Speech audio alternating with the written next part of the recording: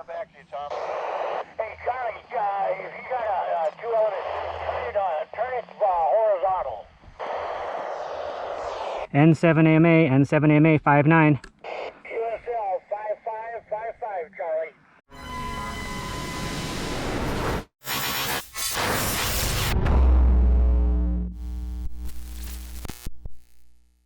Good morning, Charlie here with Red Summit RF, taking you along on my Summits on the Air adventures.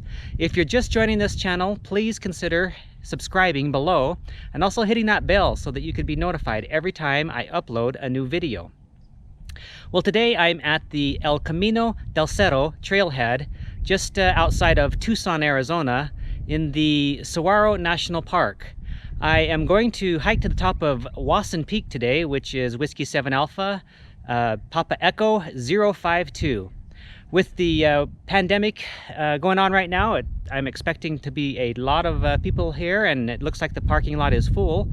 I hiked Paestua Peak last week, and there was 2 to 3 times the normal amount of people on the trails. So it looks like people are quarantining, but they're also getting out on the trails and enjoying nature. So I'm going to hike to the top here, and once I get on top, I'm going to talk a little bit about my VHF and UHF antennas that I use to activate summits. Coming up.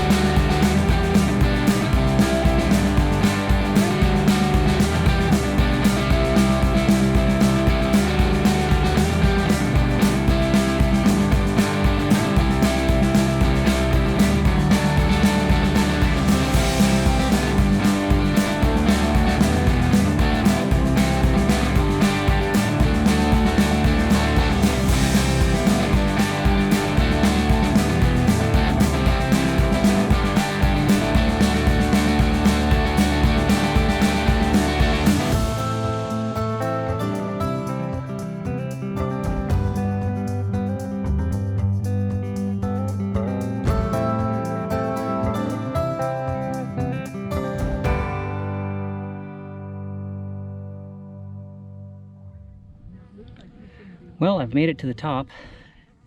There's some bees around here, so hope I don't have to get up, pick up and move here, but a lot of people on top. I don't know if I'm going to be able to work HF. So anyway, I'm on top and I want to go over several of the antennas that I've used, actually VHF, UHF antennas that I've used in the past for activating summits on the air. First one is, of course, everybody's aware of, is a just a regular rubber ducky that comes with your regular radio. So, you know, regular rubber ducky, and it screws in like this. And everybody knows about that one. That one's good. I do something a little different with mine. It's just a little bit more convenient. This rubber ducky has a BNC in the end, so it's a little easier to connect. You know, with the BNC, it's just like that. There's a little connector in here that I attach, and then, you know, any BNC. So I connect this you know, rubber duck to it, and I can also connect a Yagi to it that I'll go over in just a sec. So you got the rubber ducky, with the BNC, which is a little better. Another one that you can do is it's just kind of a mod, not necessarily a new antenna, but you can take your rubber duck or a different antenna and add a tiger tail to it, also known as a rat tail. Really what it is a counterpoise, and it boosts up your signal a little bit. So if you add a tiger tail to your regular rubber duck, you'll get a better reception. Of course, if you have one of these, it's a Diamond SRH 77CA. It's more of a whip antenna. It's more effective use than the rubber duck. So I've used this quite a bit. Pack it around, and so even if you had that with the tiger tail, it'd even be better. I've also used a telescoping whip. Those are really nice. You got to be careful with your radio that you don't break the connector at the end there, right where it meets the radio. And I've seen people have some pretty big ones. I've never seen a full wave whip antenna on 2 meters, but telescoping whip. But I've seen a half wave, and those things are pretty long. So that's another one that you can use. And but for me, my two most common ones, actually the most common one that I've used probably 80% of my activations, is this one here. This is it's a J-pole. Really, it's a Slim Jim. Let me see if I can find the guy's call sign on here that made this. Oh, there it is. So it says right there, N9TX, or sorry, N9TAX. That's a 2 meter 440 dual band Slim Jim, and it's really just a variation of a J-pole. But I attach that to my mast when I'm activating, and I'll show you how I do that here in just a second. That's one that I take a lot, and as you can see, I have it just kind of looped here.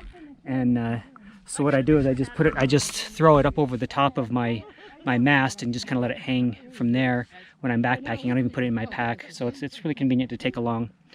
For 23 centimeters, I bring up this Yagi. It gets a little bit better reception, of course, than obviously as it would than a rubber duck. So I'll be using this today. And then also I use this more frequently. I've been using this one a lot, and this is a 3-element Yagi. It's similar to an arrow antenna, but it's a homebrew that a friend made for me. And so then the only other antenna that I've used up on the peak is a full-blown arrow antenna, a J-pole. I've actually have one that they've made for me, and I've also built 2 or 3 of them. I use the one that I built most of the time. Of course, I wouldn't pack that up. It's when I go QRO on top of a peak. If it's a drive up, then I'll take the 50 watt or 75 watt 2 meter radio, attach it to up about 15-20 feet up above to an Army antenna mast, and then send out 50 to 75 watts on that J-pole, and That J-pole, I've been able to work all the way into California, my longest distance, over 300 miles, 328, I think, 26, something like that, with K6 ARK. And so with that, I'm going to go ahead and see if I can get a spot out and start working. I'm going to use my Slim Jim first and see who I can get here around in Tucson. I don't think that'll make it into the valley. I'm going to switch it up, and I'm going to go to the Yagi and point that towards Phoenix, see if I can get any of the guys there in Phoenix, and then I'll finish up with the 23 centimeters and see who I can get for that one. So let me get set up and I'll get going. Okay, well, got a lot of people here. Or maybe they branched out to see retirement. No. Well, they have growing grounds out there someplace out. And it's not very big. Almost like a one-lane road, and you've got to go out. You can't very easily turn around and go back the way you came. They don't have pots. It's not ordered. It's like it just goes like on the face of it.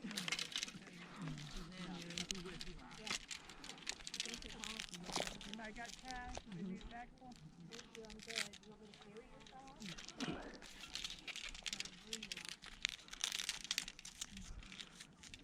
Usually there's some raisins up here. You're better off not knowing how it's doing. But here's this place. Yeah, you really do. Yeah. And the wooden place is maybe we're going to be stopping a lot to cover the heat. Not even cover the depth. This is another strategy I said to really... just lay low.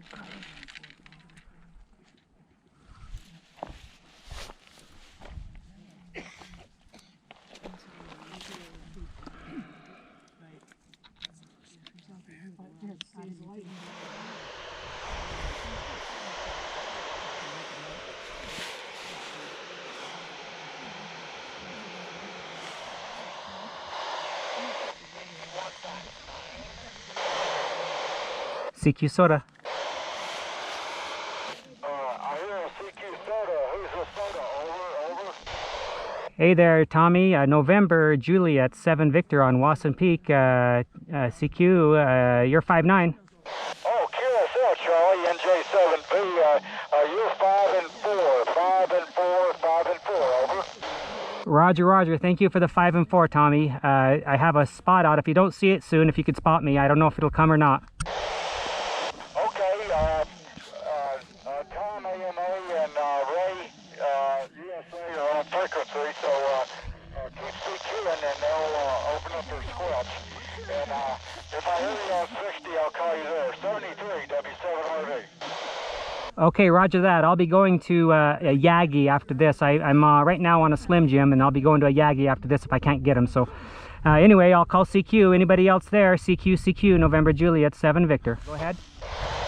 Yes, this is Kilo Lima 7 Hotel Mike, Apache Junction. You are 5'9". Okay, KL7HM 5'9" as well. Roger, thank you for the activation. 73. 73, November Juliet 7 Victor, QRZ. KK1J. KK1J 5'9". You're 5'9" in Tucson. Thank you for the contact. 73. 73, have fun. NJ7V, WB5 CTS Mobile. WB5 CTS Mobile. Hey there. Good morning, Hutch. Hey, you're 5'9", 59. I'm over here just off of Interstate 8 and 10 right now. Okay, great. You're also 5'9". I guess I should say good afternoon now. 5'9", thank you. Okay, very good, and I'll listen for you when you go to 1296. Okay, roger that. WB5 CTS Mobile.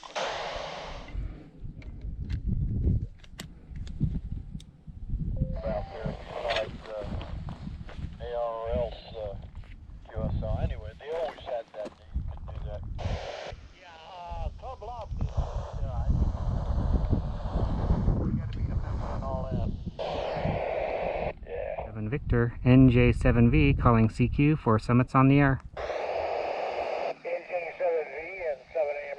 N7AMA 55, N7AMA 55, 55, 55, 55, N7AMA. He went back to you, Tom. Hey, Charlie, if you got a 211, turn it horizontal. N7AMA, N7AMA 59. QSL 5555, Charlie. Okay, copy the 55. You're 59 at 1203. Roger, roger, and 7 AMA. Okay, so that's 1205. I also hear you in there, Array, W7 USA 59. Go back to vertical, Charlie. Are you still there, Ray? W7 USA, copy 59. Roger, roger, roger. I think he said 5 and 9. You're 5 and 1, 51, 5-1, Charlie, over. QSL, QSL, QSL, thank you, 73 Okay, thanks a lot. at 1205. Kilo 7, Juliet Echo. Kilo 7, Juliet Echo, 59. You're also 5-9. Good luck. Thank you very much. WB5CTV, go ahead. CTH, you're 5950 on a handheld. Okay, got you at 59 as well. Oh, good job. Hey, go get him. Okay, I copy 59, got you at 59 at 1217. 73. J7V, K7EME. K7EME and J7V, copy 59. QSL, you're 59 also. Good luck, Charlie. Thank you at 1217, 73. 73.